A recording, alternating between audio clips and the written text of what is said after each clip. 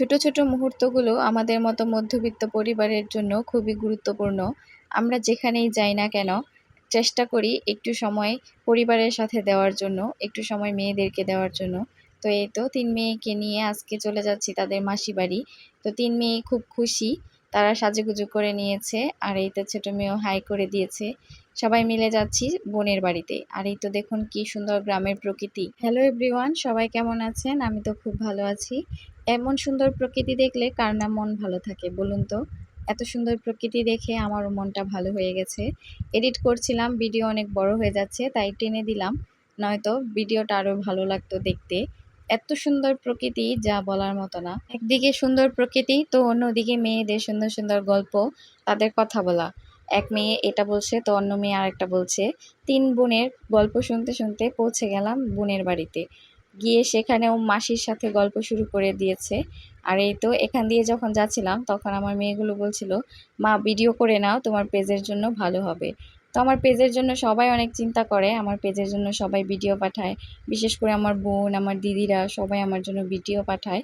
তার জন্য আমি তাদের কাছে অনেক অনেক কৃতজ্ঞ। তাদেরকে অনেক অনেক ধন্যবাদ জানাই। এই তো কথা বলতে বলতে চলে এলাম বোনের বাড়িতে। তারা ৩ বোন খুবই লাকি। তাদের ২টা মামা বাড়ি। একটা মামা বাড়ি তো আরেকটা মাসি বাড়ি। এক মামা বাড়িতে মাসি নেই, অন্য মামা বাড়িতে মামা নেই। তো তারা মিলে ঝিলে ৩ বোন ২ মামা বাড়ি পেয়ে খুব খুশি। আর এই তো মাসি ভাগিনীদেরকে পেয়ে খুব খুশি। এতদিন পরে মাসিকে পেয়ে তারা তো গল্পের ঝুড়ি শুরু করে দিয়েছে মাসির সামনে। এটা বলছে ওটা বলছে, আর মাসিও তাদের চকলেট দিয়ে দিয়েছে। এই তো এদিকে দেখুন আমাদের শেফ মহাশয় কি করছে। তিনি আমাদের জন্য ফুচকা ভাজছে। আজকে ফুচকা খাওয়াবে আমাদেরকে, তার ভাগিনীদেরকে।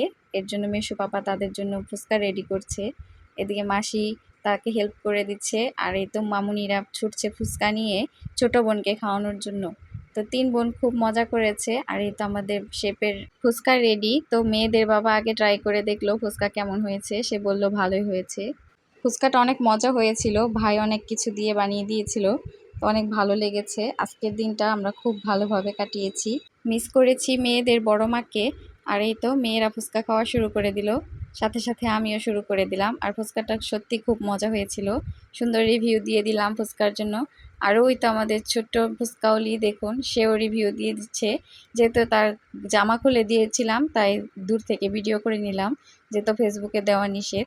আর এই তো খাওয়া দাওয়া শেষ, সোনার বাংলাদেশ। এখন বাই বাই নিয়ে চলে যাচ্ছি বাড়িতে।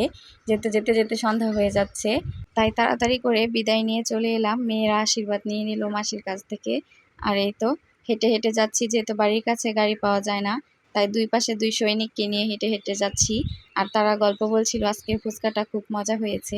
আর তাদের মেসো পাপা বলেছিল তাদেরকে আরেকদিন আসলে পিৎজা বানিয়ে খাওয়াবে। এই গল্প করতে করতেই চলে এলাম হাঁটতে হাঁটতে। আর এই তো সামনে ছিল মা মারিয়ার গ্রোটো, তো মেয়েরা সেখানে প্রণাম করে নিল। আর এই তো দেখুন সন্ধ্যার ভিউটা কি সুন্দর। পানির উপর দিয়ে যখন আকাশটা দেখা যাচ্ছিল কত ভালো লাগছিল।